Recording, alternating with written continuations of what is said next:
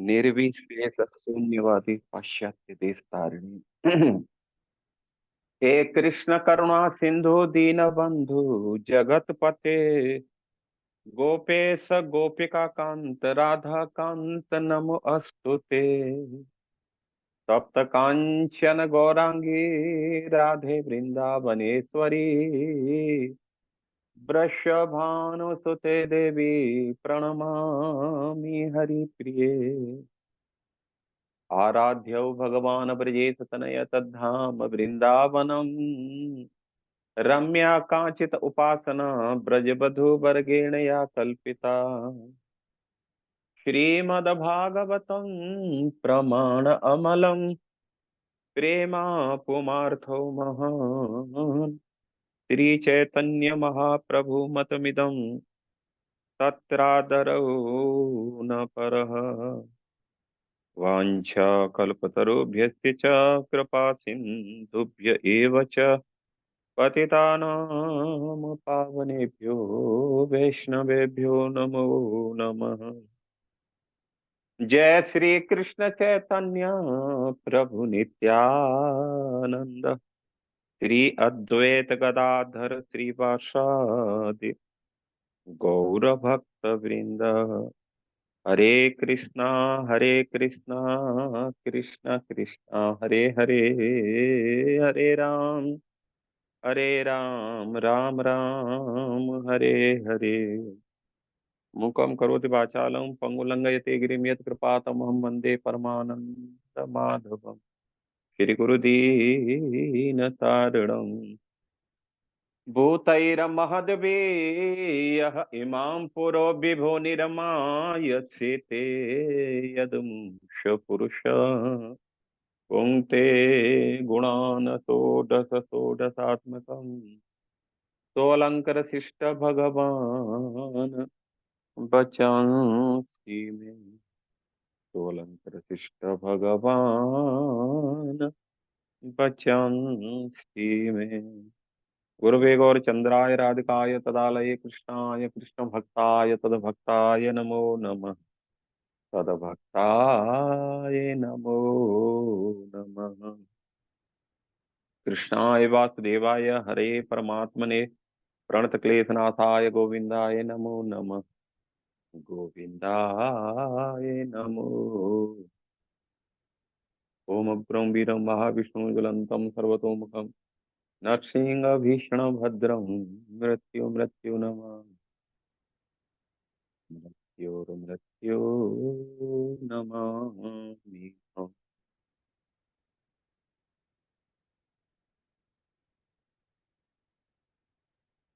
हरे कृष्णा। तो आप सभी का इस रूपानुग महाविद्यालय में और इस माधुर्य कदमनी के विषय में जो सत्संग चल रहा है, उसमें आप सभी का हार्दिक स्वागत है। तो वैसे अभी अभी लाइट चली गई थी, जस्ट अभी अभी लाइट आई है, तो मुझे लगा कि यार लगता है तो फिर कैंसिल ही करना पड़ेगा।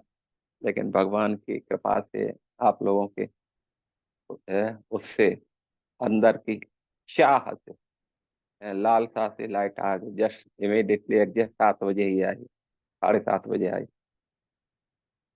तो अभी हम जो है दूसरी वृष्टि के बारे में सुन रहे हैं, और इसमें जो है साधन भक्ति का वर्णन पहले हम किए थे, थोड़ा सा हम उसको टच कर देते हैं फिर आगे चलेंगे। तो साधन भक्ति में जो है हमने सुना था कि जो साधन भक्ति का जो विकास होता है, वो जो है क्या नाम है, भक्ति का, पहले तो ये जान लो, भक्ति का जो विकास होता है गुरु या फिर साधु और भगवान के आशीर्वाद से होता है। और विशेष करके महत कृपा से जो है भक्ति का प्रादुर्भाव होता है किसी के में, भक्ति के प्रति, साधना के प्रति उसकी आसक्ति होती है। उसमें सबसे महत्वपूर्ण भूमिका है साधुओं। साधु संग से फिर जो है हम भक्ति में कुछ अग्रसर होने का प्रयास करते हैं। तो जो साधन भक्ति है उसके बारे में दूसरी दृष्टि में चल रहा है कि साधन भक्ति जो है उसमें जो है पहले दो पत्तियां उत्पन्न होती हैं। कौन कौन सी? एक है जो है क्लेशाग्नि और दूसरी है शोधन। तो इसकी जो ऊपर की पत्ती है उसको क्लेशाग्नि कहा जाता है। ऊपर की पत्ती का मतलब होता है जो थोड़ा सा, पत्ती का जो खुरदरा है, ऊपर का जो पोर्शन होता है थोड़ा सा खुरदरा जैसा होता है, और नीचे का पत्ती का जो भाग होता है वो चिकना होता है। तो जो जो ऊपर का जो भाग है उसको क्लेशाग्नि कहा जाता है। क्लेशाग्नि का मतलब होता है साधन भक्ति में जो है इसको दो भागों में वितरण कर दिया। साधन भक्ति दो भागों में बढ़ जाती है। एक है वैदिक भक्ति और दूसरी है रागानुग भक्ति। ये दोनों ही साधन भक्ति के अंग है। तो जो खुरदरा भाग है वो जो है क्या नाम है, क्लेशाग्नि में आता है। क्लेशाग्नि का मतलब जो वैदिक भक्ति है, वैदिक का मतलब होता है विधि विधान का पालन करते हुए और भगवान की सेवा करना। तो इसलिए सिद्धांत क्या है कि शुरू शुरू में हमारे अंदर श्रद्धा तो रहती है, लेकिन फिर भी जो है चूंकि उसका प्रैक्टिस नहीं इतनी शुद्धता नहीं है, तो इसलिए क्या नाम, एक लंबे समय तक बना करके चलने बहुत मुश्किल होता है। अब शुरू में तो हमको आ जाते, महीने 2 महीने मंगल आरती आ जाती है। इसके बाद धीरे धीरे करके डाउन डाउन डाउन, और फिर क्या होता है, फिर जो है कई कई दिन छूट जाती है, मंगल आरती छूट जाती है। जब छूट जाता है फिर जो है भागवत के लिए बोल रहे हरि बोल चलो, क्लास चलो। मंगल आरती के लिए उठाना पड़ता है, हरि बोल मंगल आरती है। और उस समय जो है कितना बुरा लगता है, कहाँ से जो है उसको हम उल्टा सीधा बोलना प्रारंभ कर देते हैं। तो इसको क्लेशाग्नि कहा। मतलब जो भक्ति हम कर रहे हैं थोड़ा कष्ट देने वाली है, उसमें आनंद नहीं आ रहा है, रुचकर नहीं लग रही है वो। तो इसलिए ये जो वैदिक भक्ति है, जो साधना भक्ति का पहला अंग कहा गया है, इसको जो है क्या बोलते हैं, ये थोड़ा कष्टप्रद होती है। और विशेष करके इसको भय से किया जाता है। भय से क्या भय है भाई? शास्त्र भय है। जैसे शस्त्र और शास्त्र, लोगों को इससे भय लगता है, शस्त्र से भी भय लगता है। कोई गन लेकर के आ जाए अभी अंदर, क्या क्या अरे बोल, निकाल, क्या है तेरे पास में? तो सब हाथ उठा दे, भाई तू जो लेना है ले जा, समझ ना, हमें छोड़ दे। तो शस्त्र से सब भय लगता है। ऐसे ही है जो थोड़ा शास्त्र पढ़ते हैं, शास्त्र में भी एक भय दिखाया है।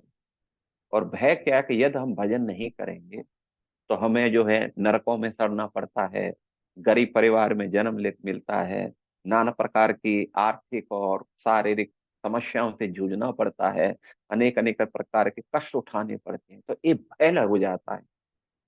तो इसलिए वैदिक भक्ति क्या है, यहाँ जो वैदिक भक्ति बताई गई है वो शास्त्र भय से की जा रही है। लेकिन दूसरी जो भक्ति है रागानुगा भक्ति, जो भक्ति का जो निचला चिकला चिकना भाग हम्म, उसमें जो है राग है। राग का मतलब प्रेम है। उसमें जो है हमारा क्या होता है, फिर एक लंबे अंतराल में जब हम आगे चल करके साधु के संरक्षण में रह करके भजन क्रिया करते हैं, तो फिर निष्ठा होती है, रुचि होती है, आसक्ति होती है। तो उससे क्या होता है, फिर भगवान के प्रति हमारा एक अटैचमेंट बढ़ जाता है स्वाभाविक। जैसे परिवार में हमारा अटैचमेंट रहता है, बीवी में, बच्चों में। अब उसके लिए क्या नाम है, कोई कार्य करने के लिए हमें कितने भी थके हों, यदि पोता आ जाए हमारा, हम्म, तो कितने भी थके हों तो भी हम जो उसको उठा करके कंधे पर धर लेंगे। होता है कि नहीं होता है? हम देखते हैं उधर गोवर्धन परिक्रमा में उन पे खुद पे चला नहीं जा रहा है, और अपने पोते को कंधे पर रख करके और फिर दौड़ मार रहा है। वो दौड़ रहा है और वो भी खुश हो रहा है। क्या को वहां एक अटैचमेंट, एक प्रेम है। तो इसलिए जो रागों का भक्ति है, जो चिकना भाग जिसका है, वो भक्ति स्वाभाविक हो जाती है। उसमें हमें कष्ट नहीं होता है और आनंद मिलता है, रुचिकर लगता है। और करूं मैं, और करूं। तो इस प्रकार जो है, तो ये जो दोनों ही भक्ति, वैदिक भक्ति और रागानुगा भक्ति, ठीक है ना? वैदिक भक्ति शास्त्र भय से है, रागानुग स्वाभाविक प्रेम से हो। लेकिन ये दोनों ही भक्ति का जो उद्देश्य है, और इसमें जो साधना भजन है वो सेम है। आप जो है वैदिक भक्ति में वही श्रवणम कीर्तनम विष्णु स्मरण करना होगा आपको, और आगे जब रागानुग स्तर पर जाएंगे तो वहां भी श्रवण कीर्तन वो ही आएगा, सब कुछ आएगा, जो कर रहे हैं वो ही लास्ट तक चलता है। तो दूसरी बात ये है कि ये जो साधन भक्ति है, जो दो भागों में वितरित हो रही है, इसके दो विशेष गुण हो जाते हैं। पहली है क्लेशाग्नि, ये सारे कष्टों को खत्म करती है। और जिसमें हमने वर्णन किया था कि क्लेश क्या है, तो क्लेश तो पहले 5 प्रकार की अविद्याओं के बारे में बताया था। 5 प्रकार के जो क्या नाम है क्लेश हैं। पहला है अविद्या, अस्मिता, राग, द्वेष और अभिनिवेश। इसके बारे में हमने वर्णन किया था। अविद्या क्या है? अविद्या है जो संसार जो टेम्परेरी है, संसार की वस्तुएं जो है क्या नाम है टेम्परेरी है, लेकिन शरीर हमारा टेम्परेरी है, लेकिन फिर भी इसको हम नित्य करके मानते हैं। ये है अविद्या, ठीक है ना। असत्य सत्य करवान, ये अविद्या का लक्षण। दूसरा है जो है अविद्या और अस्मिता। अस्मिता बोलते हैं मैं और मेरा। इसमें जो है कि मैं हूं, एक ईगो है, अस्मिता में एक ईगो है। ईगो क्या है, मैं कुछ हूं, एक अपना अस्तित्व है मेरा, मैं हूं और ये सब मेरा। जैसे बोलते हैं ना महाराज ये देख रहे हैं, ये सब प्रॉपर्टी अपनी है महाराज, ये यहाँ से वहां तक जो कुछ देख रहे हैं सब अपना, सब भगवान की कृपा से सब कुछ ठीक है। और फिर जब बाद में थोड़ा सा बैठ करके और डीप जाएंगे तब तो नहीं महाराज ये परेशानी वो परेशानी। जब अपना रोना रोता है तब फिर लगता है कि वास्तव में सारे संसार की समस्या इसी के ऊपर। तो संसार क्लेश है। तो भगवान की जब हम भक्ति में शुरू करते हैं, वैदिक भक्ति से ही शुरू होती है, धीरे धीरे क्लेश खत्म होते हैं। तो 5 प्रकार की जो अविद्याएं ये खत्म हो जाती हैं, और 4 प्रकार के पाप हैं वो खत्म होते हैं। पाप कौन कौन से हैं उसके बारे में हमने बताया था। प्रारब्ध है जो वर्तमान में हम भोग रहे हैं, अप्रारब्ध जो संचित रूप में है, कूट जो पक करके और जो निकलने वाले हैं वो कूट है, और बीज जो है अंकुरित हो रहे हैं जो पकने के लिए तैयारी है। ये 4 प्रकार के जो पाप हैं ये सब इससे जो है खत्म हो जाता है। इसमें इस प्रकार का जो है यहाँ पर वर्णन किया गया है। तो पहला है क्लेशाग्नि, और फिर दूसरा है शुभदा, ये शुभ देने वाली है। भक्त के अंदर जो है सारे जो 26 गुण है, सब दैवी गुण जो है उनके अंदर प्रकट हो जाते हैं। और हमने ये दैवी गुण सुने हैं भगवत गीता के 16वें अध्याय में। अभयम सत्व संसुद्धि ज्ञान योग विवस्थिति दानम दमस्य च यज्ञस्य च स्वाध्याय तप आर्जवम अहिंसा समता क्रोध हो, है क्या नाम, इस प्रकार के जो 26 गुण हैं वो सब उसके अंदर, भक्त के अंदर धीरे धीरे करके, कुछ अलग से बाहर से कुछ लेने की जरूरत नहीं है, सब इसी साधन भजन से ही सब हो जाता है। जैसे भागवत में कहा गया यस्यास्ति भक्ति भगवती अकिंचना सर्व गुण तत्र समासते सुरा हरा अवक्त कुतो महत गुणा मनोरथेन असत धावतो भाई। जो भगवान की भक्ति करता है, यस्यास्ति भक्ति भगवती अकिंचना सर्वै गुण तत्र समासते सुरा।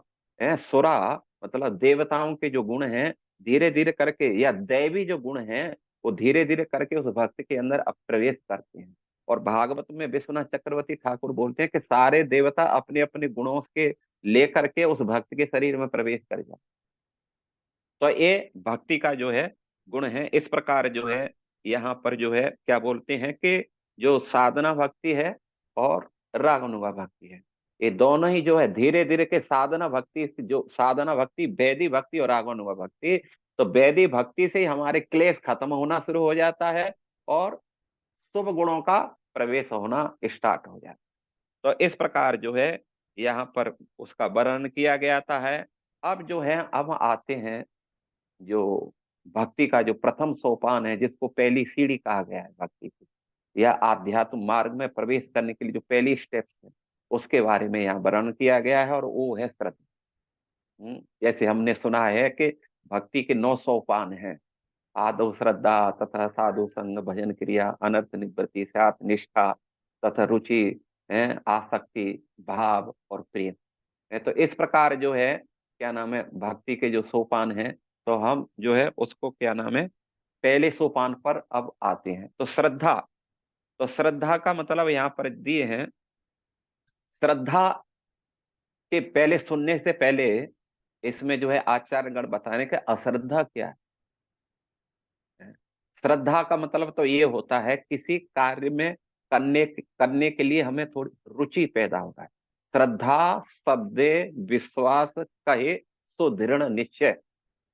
श्रद्धा का मतलब होता है अटूट विश्वास है। जब हम साधना भजे भक्ति में आते हैं तो धीरे धीरे करके हम साधुओं के संरक्षण में रहते हैं, उनकी सेवा करते हुए, उनके उपदेश लेते हुए है, तो फिर धीरे धीरे करके श्रद्धा हमारे अंदर डेवलप होती है। और श्रद्धा क्या है? साधुओं में और शास्त्रों में और भगवान में, तीनों में अटूट फेद, हम्म, विश्वास है, शास्त्र वचन में विश्वास।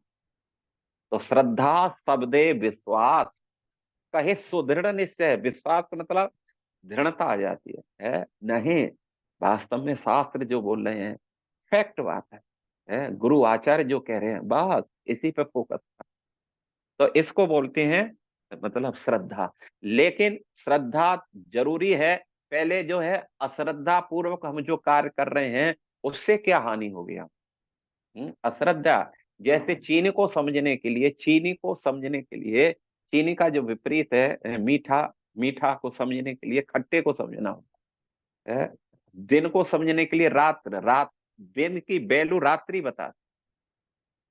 मिठास का स्वाद खट्टा देता है, खट्टा नहीं हो तो मिठास का जो स्वाद है वो उसमें कोई ज्यादा हमें वो रुचि नहीं रहेगी। क्योंकि जब हम खट्टा खाते हैं फिर मीठा, ओ यार कमाल कर दे, और शुरू से मीठा देंगे तो फिर उसमें ज्यादा टेस्ट नहीं आता। तो इसलिए श्रद्धा क्या है, इसको समझने के लिए पहले हमें अश्रद्धा क्या है इसको समझना होगा। और इसको भगवान ने जो है भगवत गीता के 17 अध्याय के 28वें श्लोक में कहा, अश्रद्धया हुतम ज्ञानम, है, अश्रद्धया हुत दप्तम तपस्तपम च क्रिय यत् असत इति उच्यते पार्थ न च ततः प्रेत्य नो इह। अश्रद्धया हुतम दप्तम तपस्तपम क्रियम च यत्, है, असत इति उच्यते पार्थ न च तत् प्रेत्य नो इह। बोलते हैं अश्रद्धा के द्वारा जो कुछ भी कार्य कर रहे हैं, चाहे अश्रद्धया हुतम, कोई होम कर रहे हैं, आहुति दे रहे हैं किसी में, हुतम दप्तम दान दे रहे हैं, तप्तम तपस्या कर रहे हैं, तप्तम तपम और तप्तम कृतम शयत, और दूसरे कुछ कार्य कर रहे हैं लेकिन वो अश्रद्धा से कर रहे हैं, श्रद्धा नहीं है। आजकल प्राय संसार में देखा जाता है केवल है कैमरे के लिए है, माला पड़ जाए, समाज में जो है हमारा पिक्चर आ जाए, उस पे चल रहा है। बाकी कथा में आप क्या बोल रहे हैं, सत्संग में क्या कह रहे हैं, उनको कुछ लेना दे। जब तक कैमरा चलेगा खूब भीड़ भाड़ रहेगी। हाँ महाराज बिल्कुल ऐसा ही होना चाहिए, ये बिल्कुल सही है, वाह महाराज क्या, अरे सत्संग के बिना तो हमारा जीवन बेकार है। और जैसे ही सत्संग करो बस धीरे धीरे करके वो अपने अपने उसमें लग जाते। कोई मोबाइल का बहाना है, वहीं उसी समय घंटी चालू होगी, उठ करके चुपचाप चले जाएगा, आप कुछ बोल भी नहीं सकते। तो ये है अश्रद्धा। तो इसके द्वारा आप जो कुछ भी कार्य करें तो असत इति उच्यते पार्थ, पार्थ असत इति उच्यते।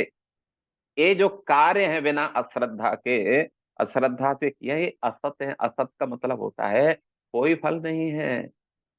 न चत प्रेत्य नो इह, न च तत् प्रेत्य, मरने के बाद कुछ मिलने वाला नहीं, और न यह न इस संसार में कुछ मिलने वाला। तो इसलिए श्रद्धा की बहुत जरूरत है, यहाँ पर वर्णन किया है श्रद्धा।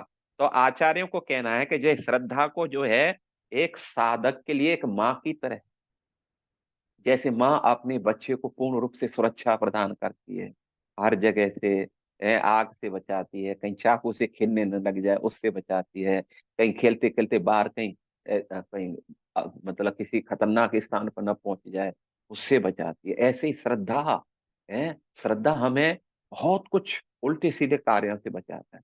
जब भगवान में भेद होता है तो भक्त जो है बहुत सावधानी बरतता है। तो इसलिए इसको एक माँ की तरह कहा गया है। और कार्य की सिद्धि भी श्रद्धा पे डिपेंड करती है। जो भगवत प्रेम है वो भी जो है श्रद्धा पर डिपेंड करता है। किसके अंदर कितना श्रद्धा है, इससे जो है भगवत प्रेम का मालूम चलेगा। तो इसलिए ये श्रद्धा जो है भक्ति का इस सबसे टॉप मोस्ट अंग है, समझे ना। ये इसको फाउंडेशन कहा गया है। फाउंडेशन का मतलब नींव, आधार, स्तंभ है। आधार हमारा जितना मजबूत होगा, बिल्डिंग फिर ऊपर कितना भी लेके जाओ, जब आधार ही हमारा है, फाउंडेशन ही, नींव ही हमारी गड़बड़ हो रही है, तब तो फिर आगे तो फिर राम भरोसे है फिर। तो इसलिए इसको क्या कहा जाता है, इसको जो है क्या नाम है, कार्य सिद्धि के लिए, भगवत प्रेम के लिए श्रद्धा की बहुत टॉप मोस्ट भूमिका है। इसी के ऊपर जो है निर्धारित होता है, हमारा लेवल भी इसी के ऊपर निर्धारित होता है। तो इसके बारे में वर्णन किया। अब जो है श्रद्धा से प्रेम विकसित होने का जो क्रम है, तो पहले आएगा आदौ श्रद्धा, है, फिर है साधु संग, फिर है भजन क्रिया, फिर है अनर्थ निवृत्ति, फिर है निष्ठा, फिर रुचि है, फिर क्या है आ, रुचि, फिर आसक्ति, आसक्ति के बाद में फिर भाव, और भाव के बाद में हरि बोल, कृष्ण प्रिय, जिसका हम सभी को बेसर्गी से बेसब्री से इंतजार। तो इस प्रकार जो है ये प्रेम की अवस्था है। तो श्रद्धा के लक्षण क्या हैं? तो श्रद्धा हम समझ चुके हैं कि श्रद्धा का मतलब होता है साधु और शास्त्र, गुरु, इनमें अटूट फेथ, इसको श्रद्धा बोलते, ठीक है ना। और ये श्रद्धा जो है मतलब, फेद का मतलब क्या है, साधु में शास्त्र में फेद का मतलब क्या है? तो साधु शास्त्र में फेद का मतलब बताया गया है कि भक्ति शास्त्रों में जो कुछ भी वर्णन किया गया है उसमें हमारी दृढ़ निष्ठा, अटूट विश्वास है। जैसे भगवान ने कहा, जन्म मृत्यु जरा व्याधि दुख दोषान दर्शन, इनका हमेशा दर्शन करो, क्योंकि जन्म मृत्यु जरा व्याधि ये सार्वभौम है, और इसको ही दावानल कहा गया है। संसार दावा नल, लीढ़ लोका है। दावानल है क्या है, यही है, जन्म मृत्यु जरा व्याधि, जिससे सारा संसार दग्ध हो रहा है। ये जो है क्या नाम है, अ, जो है वो अग्नि का, अग्नि कहा गया है, दावानल कहा है। दावानल, बड़वाग्नि, दावाग्नि, बड़वाग्नि, जठराग्नि है। जैसे अग्नि, अग्नि चार प्रकार की, एक तो साधारण अग्नि है, एक दावाग्नि है। दावाग्नि जो जंगल में लगती है उसको दावाग्नि कहा जाता है। संसार को जंगल कहा गया है, ये दावाग्नि लगी है इसमें, जन्म मृत्यु जरा व्याधि। एक जठराग्नि जो भोजन को पचाती है, ये भी एक अग्नि है। और चौथी है क्या नाम है, बड़वाग्नि, जो हम देखते हैं पानी के अंदर से भाप निकलती है, जब सर्दी में हम देखते हैं, तो वो भी एक प्रकार की अग्नि है जो पानी को गर्म रखती है, ठंडा नहीं होने देती। तो इस प्रकार जो है श्रद्धा का पहला लक्षण क्या है, साधु शास्त्रों के उपदेशों में अटूट श्रद्धा। और दूसरा है जो कुछ कहा जा रहा है साधुओं के द्वारा, शास्त्र के द्वारा, उसका यथावत पालन करना। श्रद्धा का मतलब होता है केवल सुनकर के बाद में, हाँ हाँ हाँ बहुत अच्छा महाराज, बहुत कुछ अच्छा कहा, ठीक है, लेकिन हमने उस पर अमल कितना किया है? बिना अमल के अश्रद्धया, मतलब जिसको कहा जाता है अदृढ़म हृतम ज्ञानम, प्रमादेन हृता सुरतम, जिस ज्ञान में दृढ़ता नहीं है वो ज्ञान टिकाऊ नहीं रहता है। यदि हम ठीक से नहीं सुनाएंगे, अप्रमादेन हृता श्रुतम, यदि हम प्रमाण से थोड़ा इधर भी देखते हुए उधर भी देखते हुए बात करते हुए थोड़ा मोबाइल पर भी देखते हुए, तो प्रमादेन हृता श्रुतम, हृत मतलब नष्ट हो जाता है, ये ज्ञान ज्यादा टिकता है। तो इसलिए जो है पहला है साधु शास्त्र के उपदेशों में अटूट श्रद्धा, और दूसरा है उसका हम जीवन में पालन करने के लिए दृढ़ प्रतिज्ञ। हम्म, अवश्य ही मैं इसका पालन करूं। तो मैं जैसे चार नियम, मैं संकल्प लेता हूं जीवन में चार नियम पालन करता ही रहूंगा, कभी मिस नहीं करूंगा। और इतनी माला जप करूंगा ही करूंगा, शास्त्र पढ़ूंगा ही पढ़ूंगा। है ये अनेक प्रकार की जो, वो क्या नाम है, हम जो है शास्त्रों को सुन करके और उसको पालन करने के लिए दृढ़ प्रतिज्ञ हो जाए, तो ये ही श्रद्धा है। तो इस प्रकार जो है, अब ये श्रद्धा दो प्रकार की होती है फिर। एक तो है स्वाभाविकी, और एक होती है बलवती या लौकिकी। तो स्वभाव की मतलब जैसे रागानुगा भक्ति हम सुने थे, जब राग आ जाता है किसी में, वैदिक भक्ति, रागानुगा भक्ति। तो रागानुगा भक्ति ही यहाँ पर जो है स्वाभाविक भक्ति का है। स्वभाव में है उसके में, उसको जगाने की जरूरत नहीं पड़ती। उस अपने आप जग करके, वृंदावन में हम देखते हैं भक्त लोग 2-2 बजे ही जग जाते हैं, 1-1 बजे जग जाते हैं, नहा धो करके, और 32 माला तो उनका मंगल आरती से पहले खत्म कर लेते हैं, परिक्रमा करके और मंगल आरती अटेंड करते हैं। एक भक्त है वृंदावन में, डेली परिक्रमा करके 2 घंटे की, और मंगल आरती में 4 बजे लगभग 4:10 पे समाधि आरती होती है। मैं डेली देखता हूँ उसको, जब भी मैं पहुंचता हूँ पूरा पसीना पसीना से नहाया होता है, और डेली परिक्रमा कर रहा। तो ये है स्वभाव की श्रद्धा। भजन के लिए ये वास्तव में ये बहुत जरूरी है, हम जो है, जो हमारा लक्ष्य ये है, स्वभाव में डालना है सारी चीज। बिना स्वभाव के तो फिर दूसरी है लौकिकी। है लौकिकी का मतलब होता है जिसको बलवती बोलते हैं, बलपूर्वक, जिसको हमने बताया है वैदी भक्ति। वैदी में बलपूर्वक लगाया जा रहा है हमको, ए हरि बोल चलो मंगल आरती, ए हरि बोल क्लास में चलो, ए हरि बोल गुरु पूजा है चलो, ए हरि बोल निकलो चलो सेवा के लिए चलो। हरि बोल हो रही है जबरदस्ती। डर से फिर वो भी सोचते हैं नहीं तो नहीं जाएंगे तो निकाल देगा। तो ये है बलवती, ठीक है ना। तो अब जो है इसमें जो है बता रहे हैं कि जो बलवती श्रद्धा है, इस जो है इसको बोलते हैं कि ये जो स्वभाव की है वो ही कृष्ण प्रेम देती है, ठीक है ना। कृष्ण प्रेम के लिए जो स्वभाव की है वो कृष्ण प्रेम में परिवर्तित हो, वो कृष्ण प्रेम तक लेकर के जाती है। तो यहाँ पर जो है, तो जो और जो क्या नाम है, और स्वभाव की श्रद्धा का जो है विशेष करके जो है उसका हम उदाहरण देखते हैं। स्वभाव की श्रद्धा के बारे में बोलते हैं, सत्संग जायते श्रद्धा। जो साधुओं के संग में रह करके सत्संग सुनते सुनते, श्रुत्वा गुणान भुवन सुंदर श्रवणाम से निर्वैश्य करण हृदय, है, हर तो अंगता हूं, जैसे माता रुक्मिणी बोलती हैं कि हे प्रभु जब से मैंने आपके इस बारे में सुना है ये मेरा चित्त निर्लज्जता पूर्वक है, ये अब ये जो है दुनियादारी की, इसको कोई चिंता नहीं है परिवार के स्वजन हैं, मित्र हैं, पिता हैं, भाई हैं, बंधु हैं, क्या कहेंगे, कोई चिंता नहीं है, ये मेरा चित्र अब निर्लज्जता पूर्वक हे प्रभु अब ये आप में लग। कैसे लगा भाई, आपने तो देखा नहीं भगवान को, रुक्मिणी ने तो देखा नहीं था।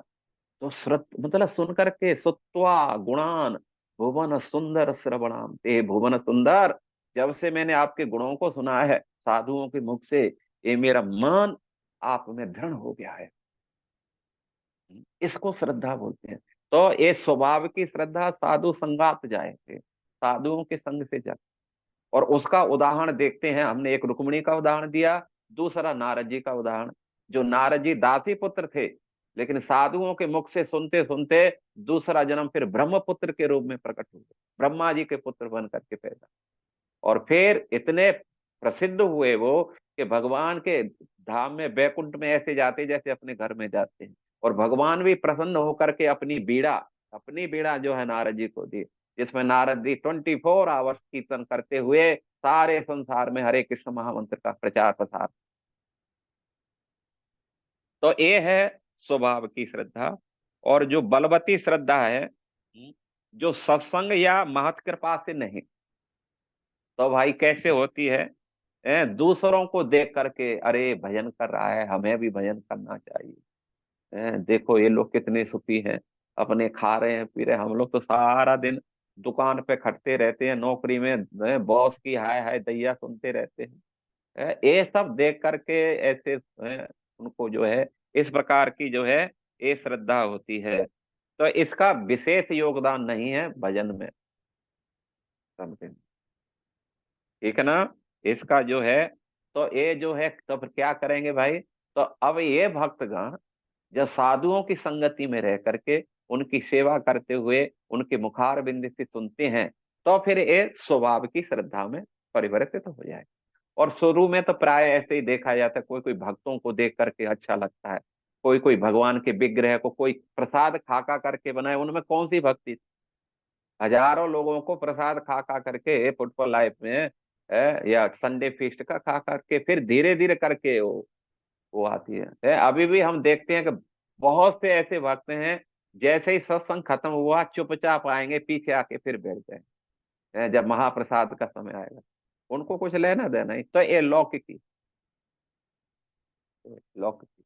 लेकिन धीरे धीरे उसका जो है, तो बोलते हैं कि ये श्रद्धा ही जो है अधिकारी का निर्णय करेगी आप किस लेवल पे। तो बोलते हैं तीन प्रकार के अधिकारी होते हैं। उत्तम अधिकारी भक्तों की एक ग्रेड है। पहले हैं उत्तम अधिकारी, दूसरे हैं मध्यम अधिकारी, और तीसरे हैं कनिष्ठ अधिकारी। तो उत्तम अधिकारी का लक्षण यहाँ पर बोलते हैं, शास्त्र युक्ति सुनिपुण, दृढ़ श्रद्धा यार, उत्तम अधिकारी से ही सारा ये संसार। तो उत्तम अधिकारी के बारे में बोलते हैं, शास्त्र युक्ति सुनिपुण, सुनिपुण। सुनिपुण का मतलब होता है शास्त्रों के प्रमाण देने में, शास्त्र युक्ति से किसी को समझाने में परफेक्ट होता है।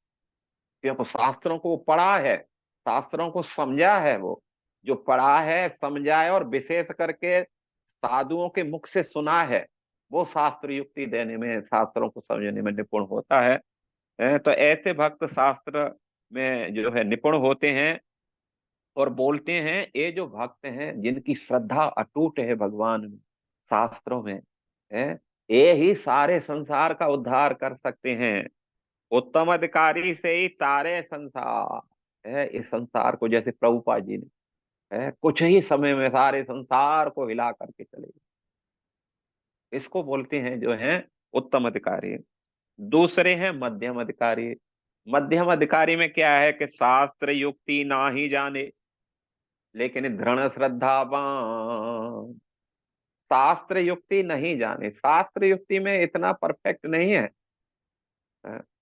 कोई कुछ पूछ लिया तो प्रमाण दे करके उसको सेटिस्फेक्शन कराना या संतुष्टि कराना, या उसकी जो है जो भी शंका है उसका समाधान कर देने का, ये उसके लिए थोड़ा सा दिक्कत होता है। लेकिन मध्यम अधिकारी से ही महाभाग्यवान। लेकिन भगवान में निष्ठा रहती है, ठीक है ना? युक्ति नहीं जानता एक अलग चीज है, लेकिन भगवान में, भक्तों में, सेवाओं में बहुत अडिग रहता है, लगा रहता है। तो इसलिए महाभाग्यवान। महाभाग्यवान क्यों कहा जा रहा है? धीरे धीरे करके ये फिर जो है उत्तम अधिकारी के लेवल पर पहुंच जाएगा ये। मेरे ना भक्ति जो है, लगा है, चाहे वो कितना जीरे पे क्यों ना हो, जीरो लेवल पर क्यों ना हो, धरातल लेवल लेवल पर क्यों ना हो, लेकिन बस वो साधुओं की संगति में चल रहा है। कुछ समझ में नहीं आ रहा, लेकिन चलते चलते भी एक दिन महापंडित बन जाएगा, उत्तम अधिकारी बन। जैसे अग्नि के संपर्क में लोहा रहता है, तो धीरे धीरे लोहा अग्नि के सारे गुणों को धारण कर लेता है। तो ऐसे ही भक्ति है। तो ये हो गए मध्यम अधिकारी। और तीसरा है जो है कनिष्ठ। कनिष्ठ का बोलते हैं, क्या नाम है, जाहर कोमल श्रद्धा से कनिष्ठ जन, जार कोमल श्रद्धा। इनकी न तो शास्त्र में ज्यादा श्रद्धा है और ना ही भक्ति में ज्यादा रुचि है। इनको कोई प्रीच करे, अरे कृष्ण भक्ति में क्या रखा है, अरे शिव जी की भक्ति करने से कुछ भी मिल जाता है शिव भक्त इतने बड़े धनाढ्य हैं। अरे इसमें क्या है, इसमें तो देखते हैं कृष्ण भक्त जो है गमछा लगा करके घूमते रहते हैं, भीख मांगते रहते हैं। अरे अच्छा है, शिव जी की भक्ति करो, बोला है तुरंत बोलेगा अच्छा, चलो मैं भी करता हूँ। वो तुरंत उसका जो है मन चेंज हो सकता है। तो लेकिन धीरे धीरे क्रमे क्रमे देव भक्त है उत्तम, लेकिन ये लगे रहेंगे तो इस प्रकार जो है उत्तम होंगे। तो श्रद्धा, तो ये हो गई श्रद्धा। अब हम चलते हैं जो है, क्या नाम है? तो श्रद्धा, तो श्रद्धा जो है, श्रद्धा में इसमें क्या आता है, इसमें दो चीज आती हैं। पहला क्या है, शरणागति। जो श्रद्धा जन होगा, जिसमें श्रद्धा डेवलप होती है, वो गुरु के शरणागत रहता है, वैष्णवों के शरणागत हो जाता है। उसमें झुकाव आ जाता है, नम्रता आ जाती है, सेवा का भाव आ जाता है श्रद्धा। और फिर चरणाश्रय, शरणागति होकर के वो क्या करता है, फिर जो है चरणों का वो आश्रय ग्रहण कर लेता है, अर्थात एक वैष्णवों का, गुरु का, फिर वो क्या करता है, आश्रय ग्रहण करता है। तो इसको बोलते हैं श्रद्धा। श्रद्धा जो है ये पूरा, क्या नाम है, एक तो जो है क्या नाम है शरणागति, शरणागति के बाद में चरण आश्रय, और इसके मतलब चरण आश्रय का मतलब होता है उनकी सेवा करना, शरणागत होकर के उनसे कथा सुनना और उनकी चरण सेवा करना, ये चरणाश्रय। तो ये श्रद्धा के लिए दो बहुत महत्वपूर्ण। तो अब श्रद्धा के बाद में फिर साधु संग। श्रद्धा पुष्ट होती है, बलवती होती है साधु संग में। जैसे भगवान ने कहा है, तत विद्धि प्रणिपातेन परिप्रश्नेन सेवया उपदेशन्ति ते ज्ञानम ज्ञानी न तत्वदर्शी। है। जब हम श्रद्धा से है, और क्या करते हैं, प्रणिपात करते हैं, शरणागति हो जाते हैं, अपने को सरेंडर करते हैं। जैसे अर्जुन ने जब तक सरेंडर नहीं किया, भगवान एक शब्द नहीं बोले थे, लेकिन जैसे ही अर्जुन ने कहा शिष्यस्ते अहम साधिमाम त्वाम प्रपन्न, हे प्रभु शिष्यस्ते अहम साधिमाम, अब मेरे ऊपर शासन करो, मैं आपका शिष्य बन चुका हूं, त्वाम प्रपन्न, आपके शरणागत हो चुका हूं, प्रभु मेरे लिए हित अहित क्या है आप बताइए। तब भगवान ने फिर कमान संभाली गुरु की, है, फिर भगवान ने थोड़ी सी फटकार लगाई, है, बड़े लेक्चर दे रहा था। असुचान वसोचतम प्रज्ञावाद बात से गता सून गता सोच्य नान सोचंती पंडिता, है, नंबर एक का मूर्ख, और लेक्चर दे रहा है इतने बड़े बड़े। तो अर्जुन की भी हालत खराब हो गई। तो फिर भगवान ने फिर आगे उसको शरीर आत्मा का बताए, तू बोलता है मैं मर जाऊंगा, ये मर जाएंगे, वो हो जाएंगे, है, लेकिन तू जानता ही नहीं जो है क्या मर जाएगा। आत्मा न जायते मृत्यु व कदाचन, आत्मा तो कभी नहीं मरती है, तो उसका जन्म नहीं होता है, मृत्यु नहीं होती है। भगवान ने फिर उसको किया। तो इसलिए श्रद्धा मतलब जो श्रद्धा के बाद जो साधु संग आता है, क्योंकि साधु संग से ही फिर श्रद्धा डेवलप होगी आप। और साधु संग का मतलब होता है पहले प्रणिपात, आपको प्रकृष्ट पात होना होगा। पात का मतलब पतित है, मतलब गिर जाना। गिर जाने का मतलब होता है गुरु के संपूर्ण रूप से शरणागत हो जाना। जैसे भक्ति विनोद ठाकुर बोलते हैं, मारो भी राखो भी जो इच्छा तुम्हार, निज दास प्रति तू याद का। हे प्रभु, ये मेरा जो है क्या नाम है, जैसे भी आप रखो, मारो राखो बचाओ या जो करना है कर दो, लेकिन ये दास अब आपके पूर्ण शरणागत। अरे मेरा कोई कंप्लेन नहीं है किसी के प्रति। जैसे एक पशु होता है, पशु जब मालिक किसी दूसरे मालिक को बेच देता है, अब उसको जो है छांव में रखे या धूप में रखे, खाना दे या न दे, पानी दे न दे, या मारे डांटे, क्या करे, अब संपूर्ण वो सहता रहे। ये है प्रणिपात, प्रतिष्ठित। तो प्रणिपात और परिप्रश्न, फिर जो है गुरु के चरणों में बैठ करके जिज्ञासा, शास्त्र पढ़ना, गुरु के मुख से सुनना ठीक से, और फिर सेवया, गुरु की सेवा करना। ये भक्ति को, हमारी को पुष्ट करती है, श्रद्धा को पुष्ट करती चली जाती है।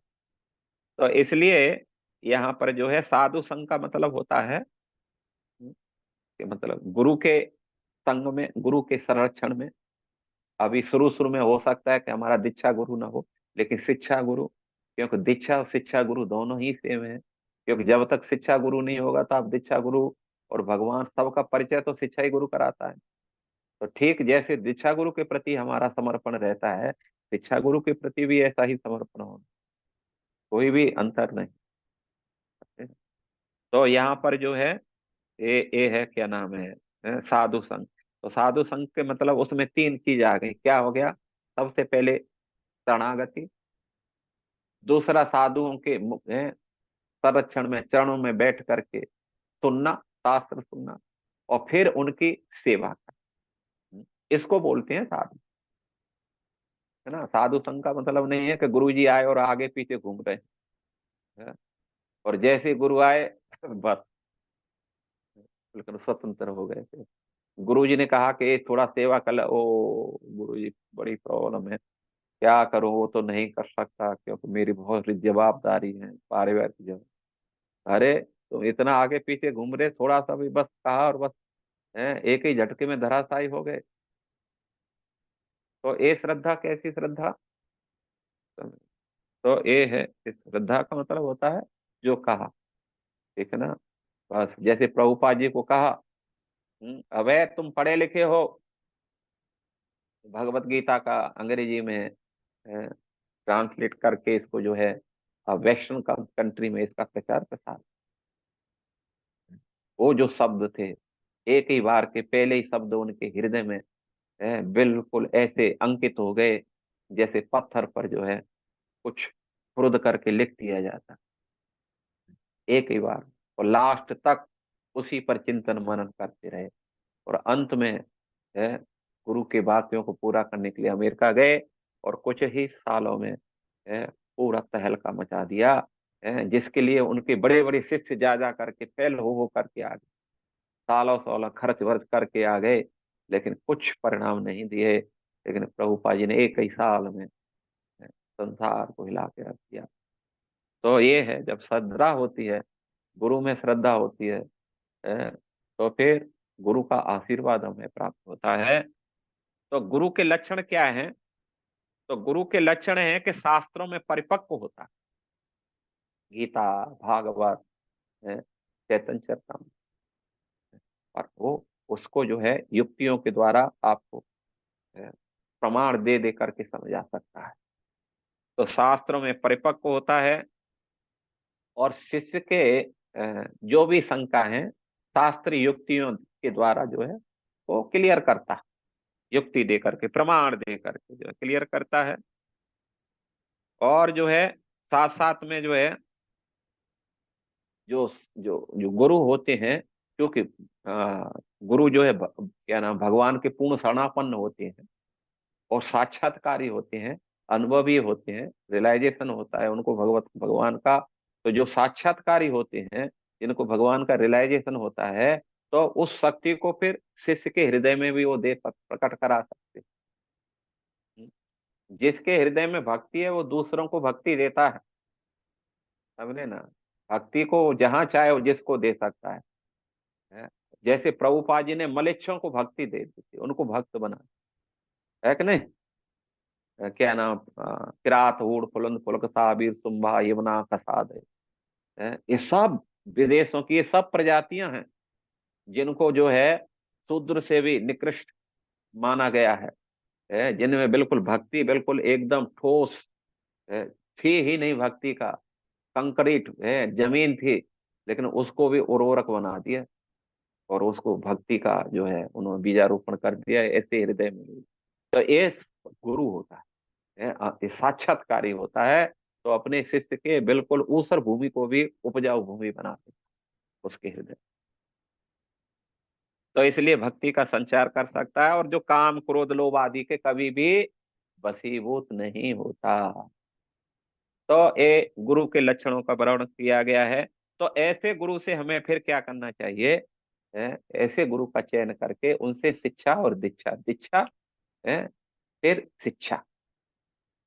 तस्मात गुरु आदौ आदौ क्या बोलते हैं, तस्मात गुरु पर, उसको जो है फिर मतलब दीक्षा फिर शिक्षा, एक श्लोक है। तो इसलिए दीक्षा का मतलब क्या है? तो ये जो हरि भक्ति विलास में सनातन गोस्वामी ने लिखा है, दिव्यम ज्ञानो यतो ददाति, ये दिव्यम ज्ञानो यतो ददात कुर्यात पापस संश्रयम संचयम तस्मात् दीक्षेत सा प्रोक्ता जैसी कई तत्व को विदई। दिव्यम ज्ञानम यतो दधात, जो दिव्य ज्ञान को देता है, जो भगवत ज्ञान को भगवत ज्ञान से साक्षात्कार कराता है, दिव्यम ज्ञानम यतः ददात, यत मतलब जो, ददात मतलब देता है। क्या देता है? दिव्य ज्ञान, भागवत गीता चैतन्य चरितामृत रामायण जी के ज्ञान को वो देता है।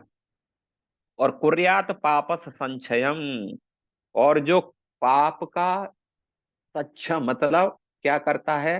कुर्यात पापस्य संक्षयम, क्षयम, क्षयम का मतलब नाश, सक्षयम, सक्षयम का मतलब संपूर्ण रूप से नाश कर देता है।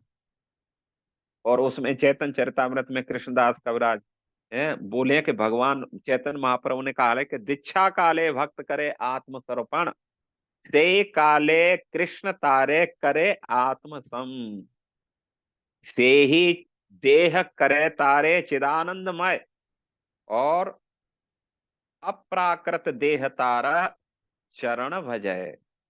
बोलते हैं दीक्षा के समय जब हम गुरु जी को समर्पित करते हैं, उसी समय कृष्ण उसके सारे पापों को क्या कर लेते हैं?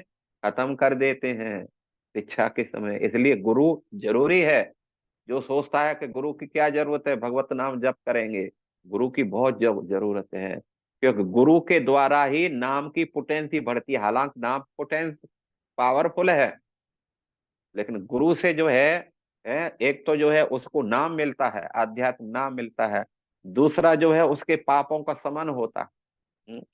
तीसरा जो है वो एक प्रतिज्ञाबद्ध हो जाता है गुरु शास्त्र अग्नि और भगवान के सामने जो है कि मैं ये 16 माला जप करूंगा, 4 नियम पालन करूंगा, इस्कॉन में रहूंगा, एक हो जाता है। गुरु नहीं है तो फिर तो जो है कोई प्रतिज्ञा कोई कुछ है ही नहीं। इसलिए जीवन में गुरु की बहुत आवश्यकता है। तो ये जो गुरु होते हैं, जैसे ही हम गुरु को शरणागत करते हैं दीक्षा के समय, तो भगवान उनके सारे पापों को खत्म कर देते हैं।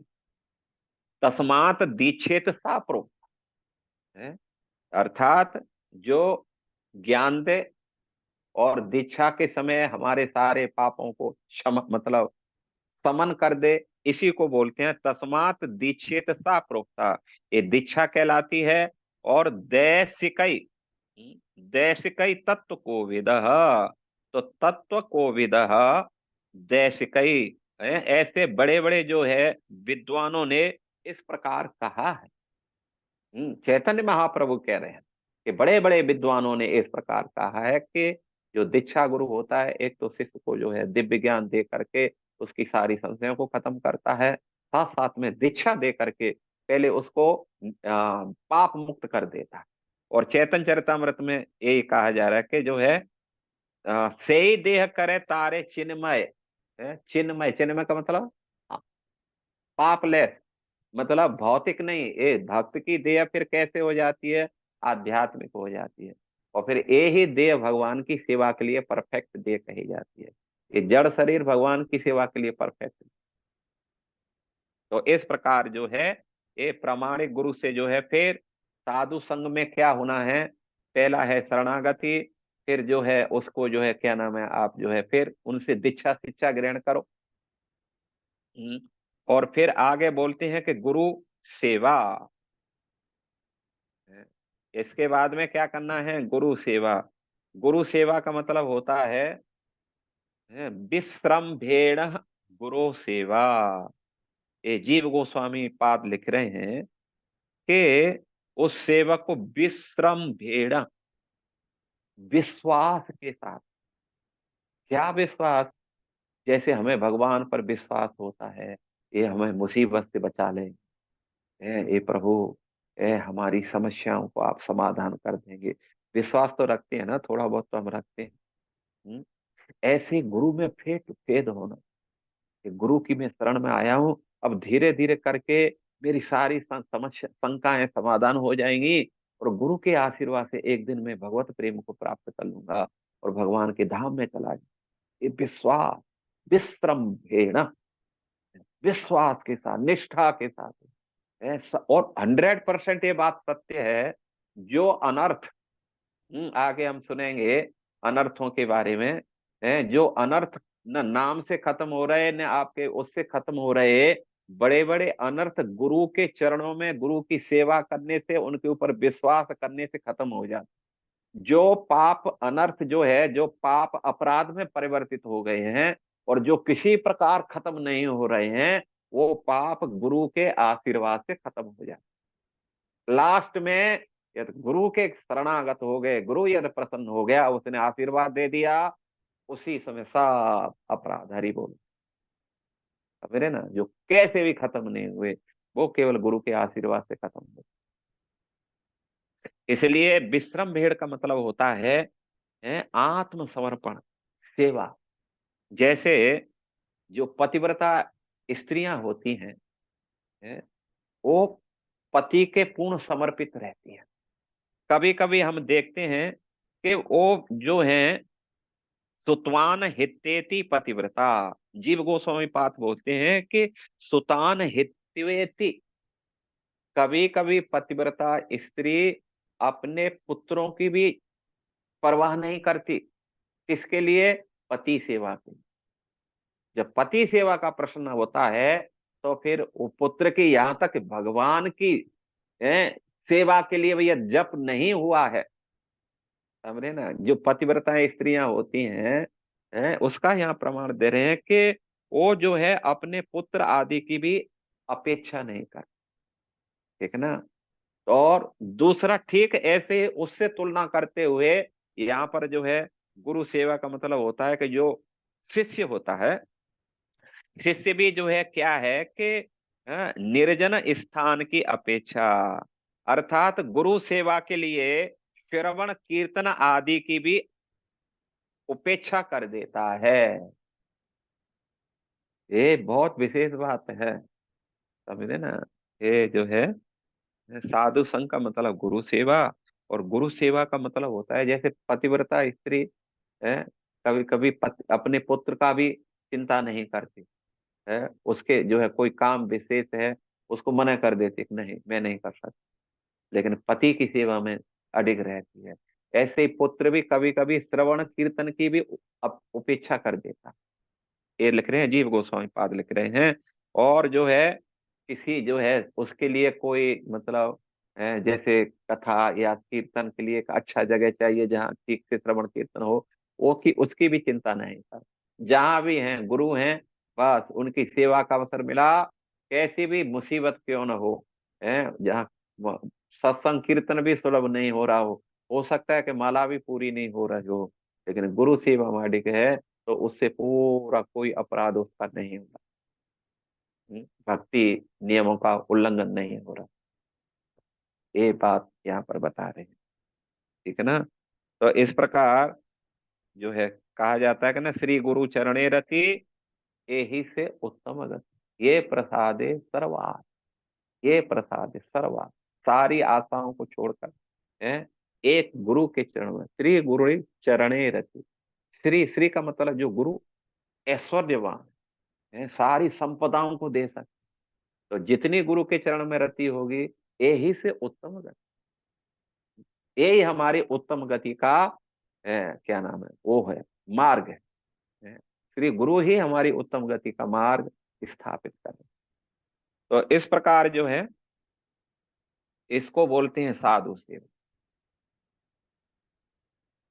और इसमें जो है जैसे हमने बताया था, गाढ़ अनर्थ निवृत्ति बोलते हैं, कृष्ण की प्रसन्नता का कारण है गुरु की प्रसन्नता। और दूसरा कारण है, बोला, गाढ़ अनर्थ निवृत्ति, जो अनर्थ कैसे भी खत्म नहीं हो रहे हैं वो गुरु सेवा से फिर खत्म हो जाए। तो इस प्रकार जो है दूसरी बात ये बता रहे हैं इसी साधु सेवा में, कि जो है हमें सजातीय भक्ति वासना वाले भक्तों का संग करना चाहिए। तो इसमें जो है भक्त दो प्रकार के हैं, एक ऐश्वर्य आ ऐश्वर्य श्रद्धा युक्त भक्त, दूसर माधुर्य श्रद्धा युक्त भक्त। ऐश्वर्य श्रद्धा युक्त भक्त वैकुंठ आदि की है, भगवान के ऐश्वर्यमय स्वरूप की उपासना कर, ठीक है ना, जैसे राम है और नरसिंह है, बराह है, मत्स्य है, कूर्म है, ये वैकुंठ है, ये एक प्रकार के हो गए। और दूसरे हैं जो माधुर्य युक्त है। तो माधुर्य युक्त में जो है जैसे दास्य भक्ति के भक्त अलग होते हैं, सख्य के अलग होते हैं, वात्सल्य के अलग होते हैं, माधुर्य के अलग। और ये बात रूप गोस्वामी ने उपदेशामृत में भी कहा है, तिष्ठन ब्रजे तद अनुरागी जन अनुगामी, तालम नयत अखिलम इत उपदेश सारम। है, आपका किस स्तर का लेवल है, आप कौन से स्तर के भक्त हैं, दास्य भाव के, सत्य भाव के, वात्सल्य भाव के, माधुर्य भाव के, उसी भाव के भक्तों के संरक्षण में रह करके और श्रवण कीर्तन करना। तो इससे क्या होगा, आप बहुत तेजी से अग्रसर हो जाए। ये बात जो है यहाँ पर बोल रहे हैं, बोलते हैं कृष्ण भक्ति जनमेल साधु संगा, कृष्ण प्रेम जन्मे ते हो पुनः पुनः मुख्य अंगा। कृष्ण प्रेम जन्मे ते हो, कृष्ण प्रेम जन्मे जन्म ले, इसका जो मुख्य अंग है, कृष्ण भक्ति जन्मिल साधु संग। समझ रहे हैं? जो भगवत प्रेम कैसे उत्पन्न होगा, साधु संग में। तो स्निग्ध भक्तों के सानिध्य में रह करके, स्निग्ध भक्त का मतलब होता है सजातीय भक्तों के सानिध्य में रह करके भजन करना चाहिए। यदि कोई कृष्ण भक्त है सिर्फ भक्त के साथ में रहेगा तो फिर जो है दोनों में उल्टा सीधा चलता रहेगा। यदि राम भक्त के साथ भी रहेगा तो भी जो है कंफ्यूजन बनी रहेगी। तो इसलिए जो कृष्ण भक्त है, कृष्ण भक्तों के साथ में रहो। धीरे धीरे करके फिर जब वो आगे और होते हैं तो उनका जो स्वभाव किस प्रकार का है, दास्य भाव के हैं, सख्त भाव के हैं, माधुर्य के हैं, वात्सल के हैं, उस फिर उस भाव के भक्तों के सानिध्य में रह करके उनका तिष्ठन ब्रजे तद अनुरागी जन, तत् अनुरागी जन अनुगामी, जो ऐसे जो सजाती भक्त हैं उनका अनुगमन करेंगे तो बस भक्ति बहुत है, भगवत प्रेम बहुत इजी हो जाता। तो इस प्रकार जो है ये साधु संग हो गया, ठीक है ना। अब हम जो है भजन क्रिया के लिए बात करते हैं। हैं? और भजन क्रिया का मतलब होता है, पहला हमारा श्रद्धा, साधु संग है, साधु संग में श्रद्धा की वो मतलब उत्पत्ति होती है, श्रद्धा। फिर हो गया फिर साधु संग। जब श्रद्धा उत्पन्न होती है हमें साधुओं के प्रति, शास्त्र के प्रति, तो हम जो है फिर साधु की संगति करते हैं। हमने कहा पहले, श्रद्धा का साधु संग का मतलब शरणागति है, और फिर सेवा, ठीक ना। ये साधु संघ के अंग हैं, उनके शरण में रहो, उनके प्रपन्न हो, फिर उनसे शास्त्र सुनो, फिर उनकी सेवा करो, तीन अंग हो गए। तो ये हो जाती है फिर भजन क्रिया है, साधु संग में रह करके फिर भजन क्रिया हमारी प्रारंभ होती है। जब हम सुनते हैं भगवान के बारे में तो स्वाभाविक ही फिर उनकी सेवा के प्रति हमारा मन लगता है। अरे भाई हमें जप करना चाहिए, अरे भाई हमें ठाकुर जी की सेवा करना चाहिए, बुक डिस्ट्रीब्यूशन करना चाहिए, प्रचार प्रसार करना चाहिए, मंदिर मार्जन करना चाहिए, है अन्य अन्य सेवा है ठाकुर जी की, वो करना चाहिए। इसको बोलते हैं भजन। भज धातु, भज, भजन है, भज, भजन, भज का मतलब होता है सेवा है। प्रभुपाद जी ने कहा है लविंग सर्विस है, मतलब प्रेममयी सेवा। तो इस ये जो है, फिर यहाँ से तीसरा स्तर है जो है, सोपान है उसका प्रेम विकसित करने का, वो है साधु, नहीं, भजन क्रिया। पहला हो गया श्रद्धा, दूसरा हो गया साधु संग, फिर हो गया भजन क्रिया। तो भजन क्रिया का मतलब आरंभ होता है सदगुरु के चरणाश्रय है। एक सतगुरु के चरण का आश्रय लेते हैं हम, उनसे दीक्षा शिक्षा ले रहे हैं, फिर भजन क्रिया प्रारंभ होती है। तो पहला है सदगुरु का चरणाश्रय, और दूसरा है सजातीय स्निग्ध भक्तों की संगी संगति। क्योंकि सदगुरु का संग नहीं हमें प्राप्त होता है, वो भी तो प्रचार प्रसार में रहते हैं इधर। तो जो हमारे शिक्षा गुरु हैं वो भी स्निग्ध सजातीय हों, जो हमें अनुकूल कृष्ण भक्ति में शिक्षा देते हैं। ऐसा ना हो कि हमारा वो कुछ बोल रहे हैं और वो हम कुछ दूसरा दिमाग में दौड़ा रहे हैं। ठीक है ना, तो वो फिर भक्ति में फिर कभी बढ़ नहीं पाए, वो टाइम पे। तो स्निग्ध भक्तों की संगति, ठीक है ना, तो इसको बोलते हैं जो है भजन क्रिया का आरंभ। और भजन क्रिया क्या है? तो भजन क्रिया है जैसे प्रहलाद महाराज ने कहा है, श्रवणम कीर्तनम विष्णु स्मरणम पाद सेवनम अर्चनम वंदनम दास्यम साख्यम आत्मनिवेदनम। जो नवदा भक्ति कही गई है, यही भजन क्रिया है। श्रवण करो, जितना हो सके सुनो। क्योंकि सबसे पहले इंद्रियों में जो कर्ण इंद्रिय है, इसका प्रादुर्भाव, ये सबसे टॉप मोस्ट इंद्रिया, जो जितना अच्छी तरीका से सुनता है बाद में उतना ही अच्छी प्रकार बोलता है। जो सुनेगा नहीं वो बिल्कुल नहीं बोलेगा, क्यों? उसने ठीक से सुना ही नहीं। तो इसलिए भजन क्रिया है जो भक्ति के जो 9 अंग कहे हैं, श्रवण कीर्तन विष्णु स्मरण आदि। और इसमें से हमें क्या 9 के 9 पालन करने हैं? तो आप कर सकते हैं। तो जैसे अम्बरीश महाराज ने जो है, उन्होंने 9 अंगों का उपयोग किया, नवदा भक्ति का किया। लेकिन आप चाहें तो फिर इसमें से जो है 2 भक्ति सबसे श्रेष्ठ कही गई हैं। इसमें जो है कहा जा रहा है, कृष्णदास कविराज बोलते हैं चैतन्य चरितामृत में, अरे भजनेर मध्य श्रेष्ठ नवविधा भक्ति, कृष्ण प्रेम कृष्ण दिते धरे महाशक्ति, तार मध्य सर्वश्रेष्ठ नाम संकीर्तन, निरपराधे नाम हैले पाए प्रेम धन। भजनेर मध्य श्रेष्ठ नव विधा भक्ति, ये 9 प्रकार की भक्ति है। लेकिन आप चाहें तो कम भी कर सकते हैं, ठीक ना। बोलते हैं कृष्ण प्रेम कृष्ण दीति धरे महाशक्ति। ये नवदा भक्ति कृष्ण प्रेम, कृष्ण को आपको दे सकती है, इतनी ये पावरफुल है। और उसमें तार मध्य सर्वश्रेष्ठ नाम संकीर्तन, और उसमें भी सबसे टॉप मोस्ट है नाम संकीर्तन। हरे कृष्णा कृष्ण कृष्ण हरे हरे, हरे राम राम राम हरे हरे। ये है नाम संकीर्तन। तो नाम संकीर्तन कीर्तन करो, और कीर्तन में श्रद्धा होगी सत्संग से। सत्संगात जायते श्रद्धा, ठीक है ना। जितना सुनेंगे उतने ही आपकी श्रद्धा नाम में भी होगी, भगवान में भी होगी, और गुरु में भी होगी, और सेवाओं में भी होगी, ठीक है ना। तो इसलिए सत्संग भी सुनना है। ये सत्संग और नाम, ये दोनों एक ही चीज है, इनको बिल्कुल अलग नहीं समझना चाहिए। जैसे नाम भी जब करते हैं तो सुनो, नाम केवल सब जिह्वा से नहीं, कान से भी सुनना होगा। वो नाम पावरफुल हो जाए, समझ रहे ना। वो नाम फिर आपको हृदय तक झकझोर देता है, कलमश को खत्म कर देता है हृदय से निकाल। तो इसलिए इसको सुनना है।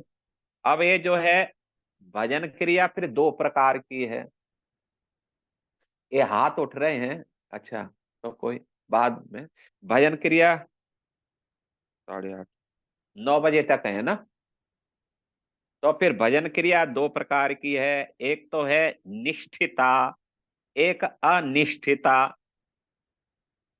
हम्म, तो निष्ठिता का मतलब जिसमें निष्ठिता है, रुकावट नहीं, चाहे सर्दी हो, गर्मी हो, वर्षा हो, कैसी भी परिस्थिति क्यों न हो, मंगल आरती में आना है तो आना है, जप करना है तो करना है, सेवाएं करनी है तो करनी है, कथा सुनना है तो किसी भी प्रकार की, मतलब निष्ठता का मतलब इस स्वभाव की है, रागानु की है।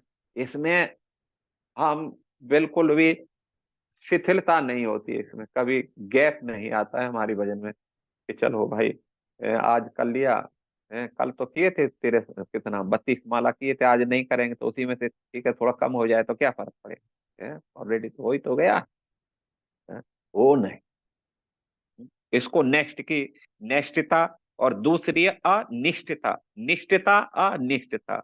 अनिश्चितता का मतलब जिसमें निष्ठा नहीं, गैप होता रहता है। एक दिन आ गए, कभी तो हम आएंगे बिल्कुल 4:30, क्या नाम है, 4 बजे उपस्थित हो जाएंगे या 3 बजे उपस्थित हो जाए, और दूसरे दिन जो है जब मंगल आरती बस जय धुनी हो रही है, बस समाप्त होने वाली है, उस दिन जाके थोड़ा पहुंचे। है। तीसरे दिन देखा कि वो मंगल आरती खत्म हो गई है, नरसिंह आरती में पहुंचे। चौथे दिन देखा जो है, फिर जो है क्या नाम है, अपनी तुलसी आरती में ही लास्ट में पहुंचे थोड़ा। है। तो ये अनिष्ठता इसको कहते हैं।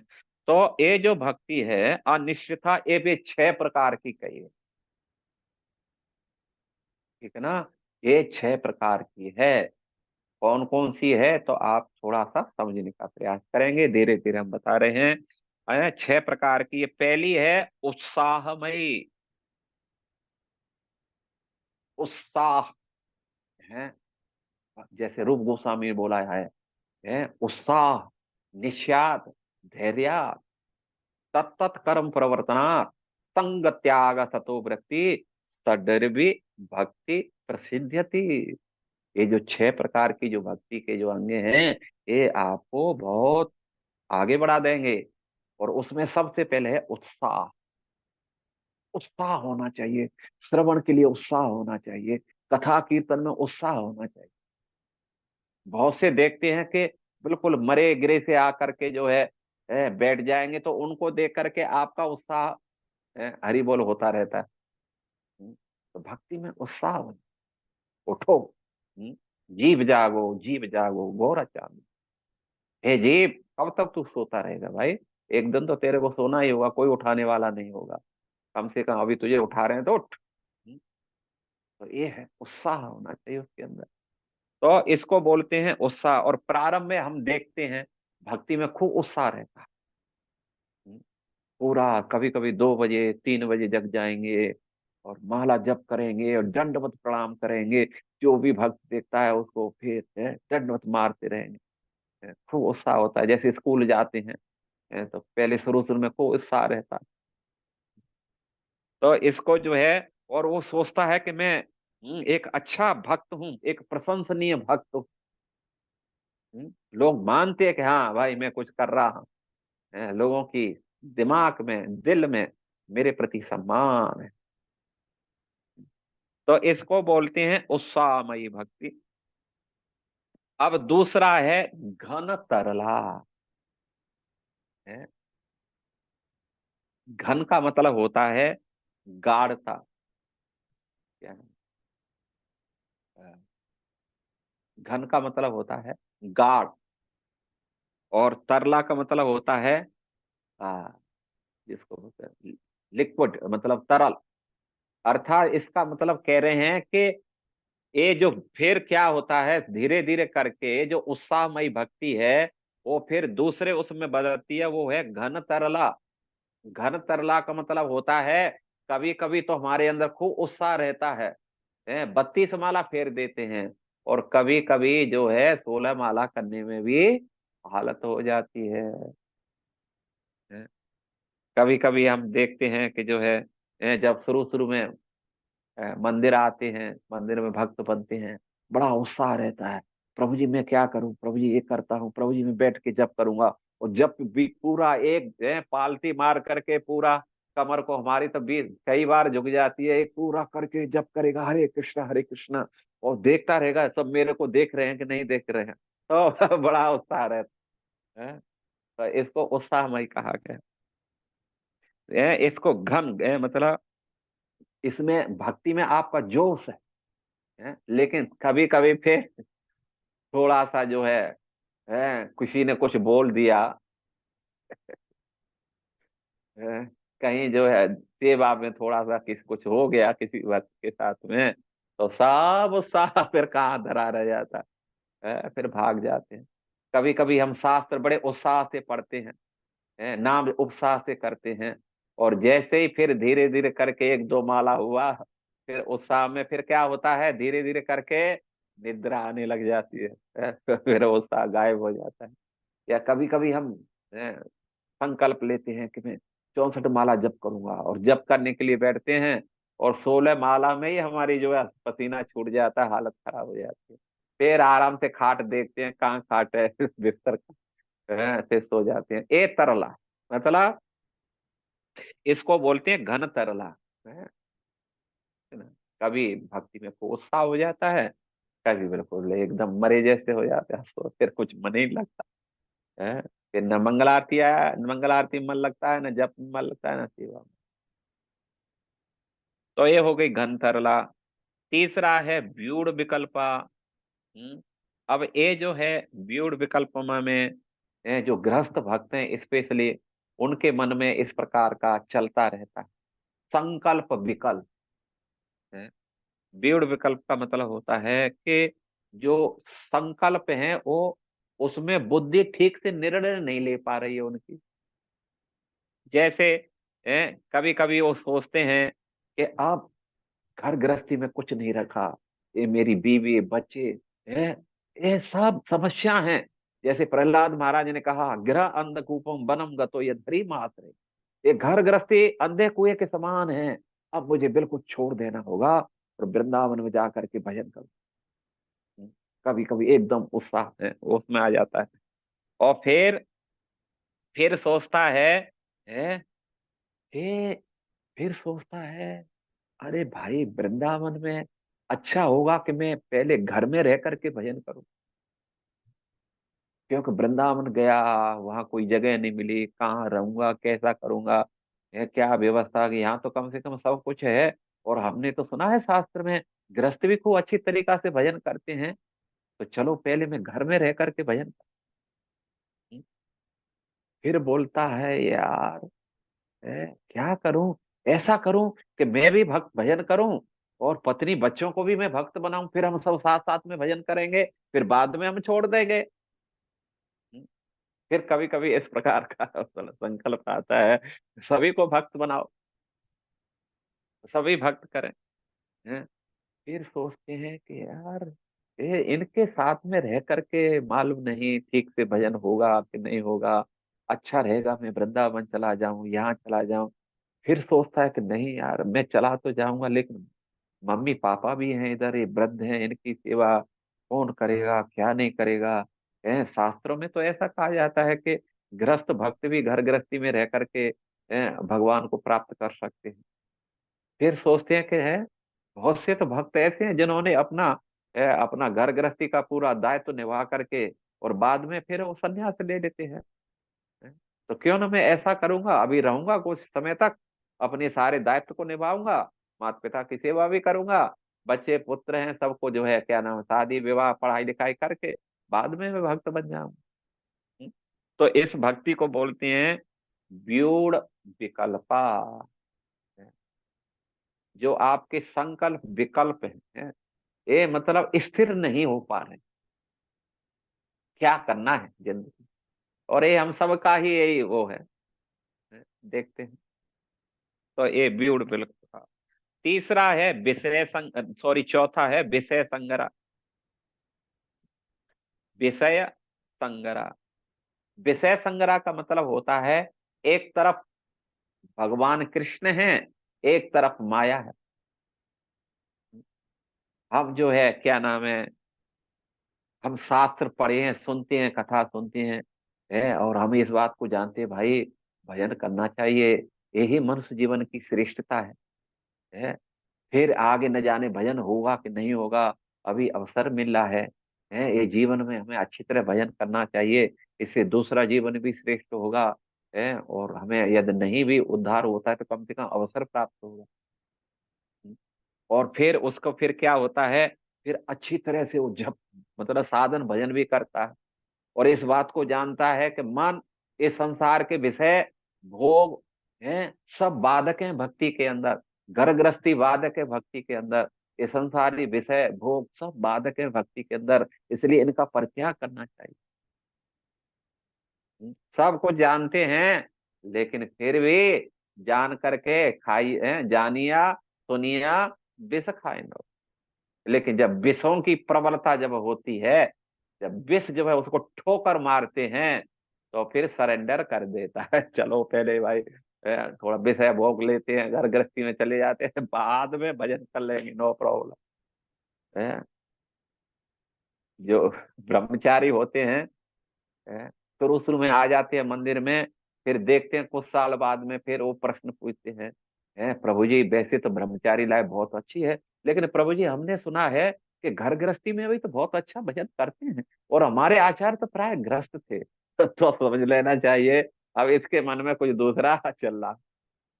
हम्म, अब सोचे समझना चाहिए हमें। अब ये मतलब प्लानिंग कर रहा है कुछ दूसरी घर गृहस्थी में जाने के लिए। तो इसको बोलते हैं विषय संग। माया बड़ी प्रबलत है, मम माया दुरत्तया, भगवान ने कहा, देवी हे सा गुणमयी, मम माया दुरत्तया, है, माम एव ही प्रपद्यन्ते। इसलिए भक्तों को हमेशा स्निग्ध भक्तों के संग में रहना है, जो उत्साही है, जो भक्ति में दृढ़ निष्ठ है, जिनका लक्ष्य एक है, तो फिर जाकर के मन में है ये नहीं होगा, फिर इधर उधर नहीं होगा, नहीं तो 100% होगा ये, 100%। जब विषय है खींच लेते हैं, समझे ना, जैसे झौपटिया धरे, निकटस्थ माया था कृष्ण भूलिया से ही जीव, भोग वांछा करे, और निकटस्थ माया था झौपटिया। झौपटिया का मतलब जैसे बाज पक्षी, बाज जो है, जो चील आदि हैं, वो पक्षियों को जानवरों को झपट्टा मार करके लेकर के चल जाए, ऐसे ही ये जो माया है हमारी, ये विषय भोग हैं, खींच ले। इसको बोलते हैं विषय संग्रह। और तीसरा है, नहीं सॉरी, ये चौथा हो गया। अब पांच माया नियमा क्षमा, नियम अक्षमा, नियमा क्षमा, मतलब कभी कभी हम खूब नियम बनाएंगे, शेड्यूल बनाएंगे। जैसे कभी कभी हम देखते हैं, हम शेड्यूल बनाते हैं इतने बजे जगेंगे, अब हम जो है 3:30 बजे जगेंगे या 3 बजे जगेंगे, फिर जो है जल्दी नहा धो करके फिर जप करेंगे, फिर जो है भागवत ए और इसके बाद में हम 2-3 घंटे पढ़ेंगे, भागवत पढ़ेंगे, गीता के श्लोक याद करेंगे, और फिर जो है एक करेंगे और नियम बनाएंगे, 1-2 दिन प्रैक्टिस भी करते हैं। फिर जो है फिर वो क्या होता है, धीरे धीरे करके सोचते हैं यार, हमने सुना है कि भागवत पढ़ने से तो ज्यादा अच्छा है जप करना, 32 माला जप। और जब ये विचार आता है तो उसी समय जो नियम बनाए थे फिर हम जप करेंगे। उस दिन हो सकता है कि हम 64 माला भी टन करके कर दे। फिर दूसरे दिन, तीसरे दिन, फिर जो है 32 माला, फिर 16 माला पे आ जाएंगे। तो नियमक्षमा का मतलब होता है कि जो हम नियम का संकल्प ले रहे हैं ना, उसको पूरा करने के लिए सक्षम नहीं हो पा रहे, अक्षम हो जाते। हम्म, जैसे कभी कभी हम ले सोचते हैं कि एकादशी को हम पूरा निर्जला करेंगे, और 1-2 बार प्रयास भी करते हैं, फिर जो है कभी कभी सोचता है कि नहीं यार, बहुत मुश्किल होता, फल खा के करेंगे। थोड़ा फल खाएंगे एक बार, फिर जो है हम जो है करेंगे। तो फिर 1-2 बार फल खाते फिर बोलते हैं, आगे चल करके फिर 2-4 हो सकता है पालन करे। फिर जो है क्या हुआ कि उसी दिन जो है किसी भक्त ने कहा कि प्रभु जी, आज हमारे यहाँ जो है एकादशी का प्रसाद है, थोड़ा आप आइए, बहुत थोड़ा उसमें तो हम तो फल खाते, प्रभु जी फल भी हैं, तो वो भी है, आप कोई बात नहीं, जो खाना है आप खा लेने। और वहां पहुंचे गए, उन्होंने फल दिया है, प्रभु देखो ये क्या नाम है, हमने ये मूंगफली दाना, ये बहुत टेस्टी बनाए, प्लीज दो दाने टेस्ट कर लो, अच्छा चलो चलो कोई बात नहीं है। फिर बोलेंगे ये साबूदाने के जो पकौड़ा है ना ये बहुत अच्छे, चलो कोई बात नहीं है, एक दिन खा लेते ये नियम चलता रहता है। नियम क्षमा, ये भक्ति में चलता रहता है। अभी कार्तिक आता है, कार्तिक में खूब नियम बनाते हैं, बस फल खा के रहे। और कार्तिक में खूब भंडारे आते हैं भक्त लोग निमंत्रण करते हैं खूब। और कभी कभी जो है, व्रत लिए हैं लेकिन पहले ही दिन किसी ने कहा प्रभु जी आज हमारे यहाँ जो है पूर्णिमा है, प्लीज प्रभु जी या महाराज जी आप आइए हमारे यहाँ थोड़ा सा प्रसाद लीजिए, आज जो है हमने बस पहले ही दिन फल रखे हैं, उसमें डलिया में 2-4 किलो पहले ही मंगा के रख लिए, और पहले ही दिन ही तोड़ देते हैं, हरि बोल कर देते हैं। नियम अक्षरा, ये है नियम अक्षरा। और तीसरी है तरंगिणी।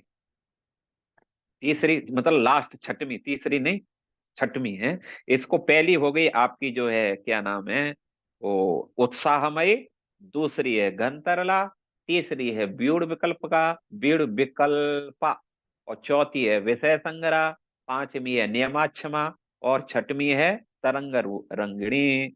तो तरंग रंगिणी का मतलब होता है कि भक्ति का स्वभाव होता है। जैसे जैसे भक्ति का स्वभाव हो, भक्ति करते हैं, भक्ति में थोड़ा सा उन्नति करते हैं, तो फिर लोगों का श्रद्धा भक्तों के प्रति बढ़ने लग जाता है। लोगों का आस है, अटैचमेंट बढ़ता है भक्तों के प्रति, लोग आकर्षित होते हैं, समझ रहे ना। उससे फिर क्या होता है, धीरे धीरे करके उसको मान सम्मान मिलने लग जाता है, प्रतिष्ठाएं मिलती हैं, बड़ी बड़ी पोजीशन मिलने लग जाती हैं।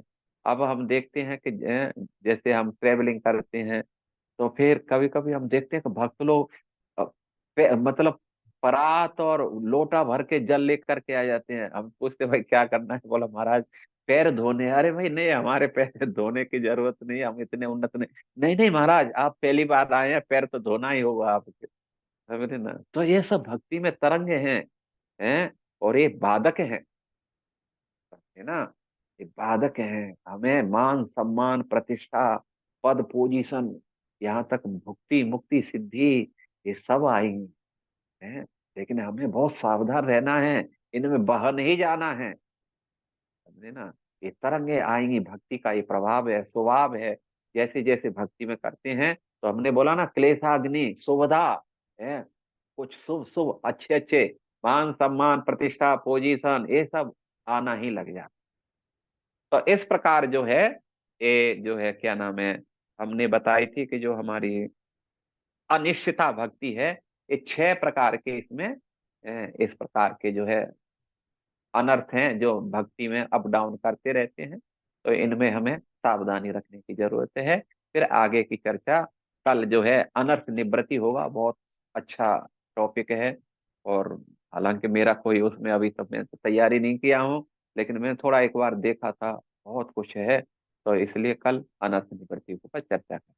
अरे कोई कृषि का प्रश्न है, कुछ पूछना चाहेंगे आप लोग? एक आध प्रश्न ले सकते हैं, एक दो।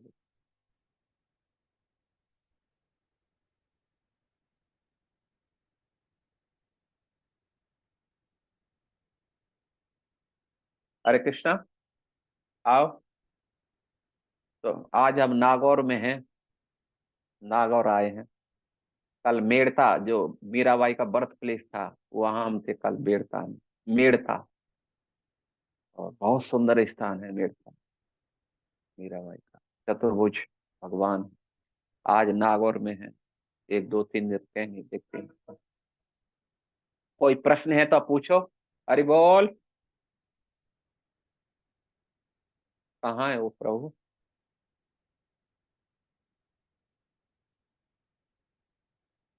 हरे कृष्णा।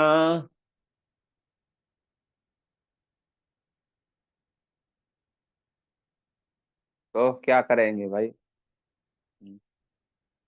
मालूम नहीं कहाँ व्यस्त रहते हैं वो लोग।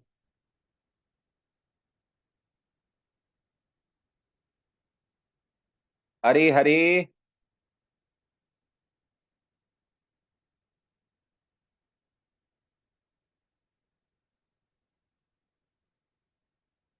हरे कृष्णा।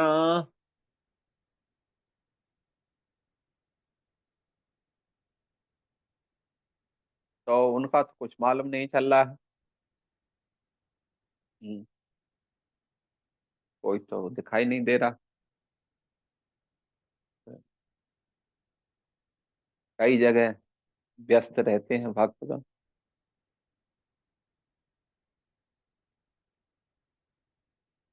हरि बोल।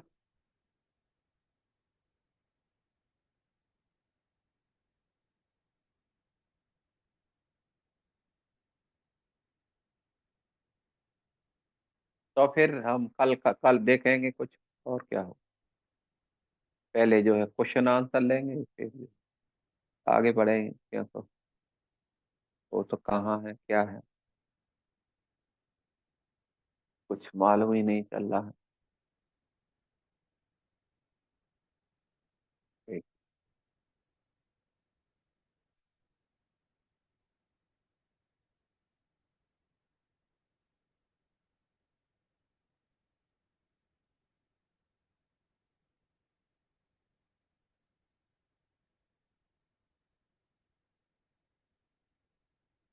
हरी हरी।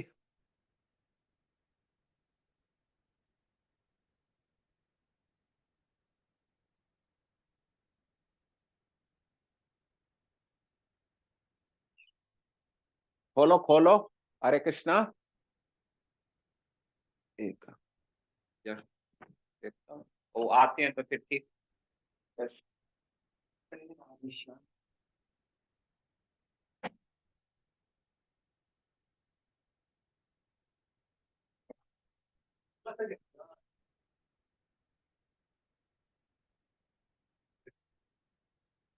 हाँ।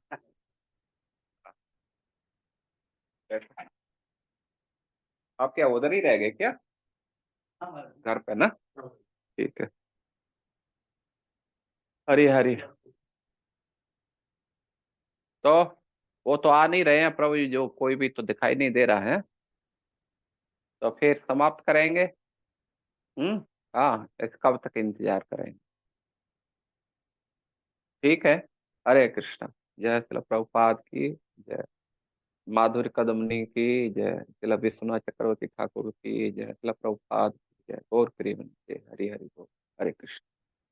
ठीक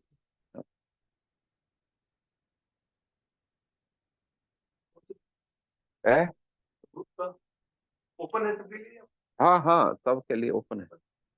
ये भक्ति का ये बहुत अच्छा सब्जेक्ट चल रहा है। सबसे टॉप मोस्ट। हाँ लिख। हाँ, हम आपको भेज देंगे। भेज देंगे, बहुत अच्छा है, मतलब। हरे ये कृष्णा जो। महाराज। हाँ, हरे कृष्णा।